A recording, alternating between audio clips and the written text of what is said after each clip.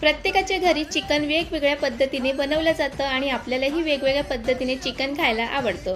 तुम्ही फक्त एकदा आमच्या आत्याच्या पद्धतीने चिकन सुक्का बनवून खा, इतकं आवडेल की नेहमी तुम्ही ह्याच पद्धतीने बनवतील। चला मग रेसिपीला सुरुवात करूया। सर्वात आधी चिकन स्वच्छ धुवून घ्यायचं आहे आणि त्याला लिंबाचा रस लावून घ्यायचा आहे। एकीकडे कढई ठेवायची, कढईत तेल घालायचं, तेल व्यवस्थित गरम करून घ्यायचं आहे आणि त्यामध्ये जिरं आणि लसूण आणि आलं हे ठेचून त्यामध्ये घालायचं, छान परतून घ्यायचं आहे। त्यानंतर घरगुती मसाला, काश्मीरी मसाला, हळद, मीठ, गरम मसाला हे सर्व तेलामध्ये छान परतून घ्यायचे आणि त्यासोबतच त्यामध्ये कोथिंबीर सुद्धा टाकायची आहे आणि हे मसाले छान परतून घेत असताना छान असा सुगंध आला की समजायचं मसाले छान परतून झालेले आहे। त्यानंतर लिंबाचा रस लावून घेतला चिकन त्यामध्ये टाकायचं आणि मसाल्यामध्ये छान चिकन मिक्स करून घ्यायचं आहे। त्यानंतर त्यामध्ये थोडंसं पाणी टाकून झाकून एक 5-7 मिनिटांसाठी छान वाफ काढून घ्यायची आहे आणि इथे पाहू शकतात की खूप छान अशी उकळ आलेली आहे आणि असं 2-3 वेळा झाकून चिकन छान असं शिजवून घ्यायचं आहे आणि नंतर मग ह्यामध्ये टोमॅटो सुद्धा घालायचं आहे आणि हे चिकन सुक्का अगदी 15 मिनिटात बनवून तयार होते। वरून भरपूर कोथिंबीर घाला आणि रेसिपी आवडली असेल तर लाईक करा, कमेंट करा, शेअर करा आणि अशा घरगुती रेसिपीसाठी पेजला नक्कीच फॉलो करा।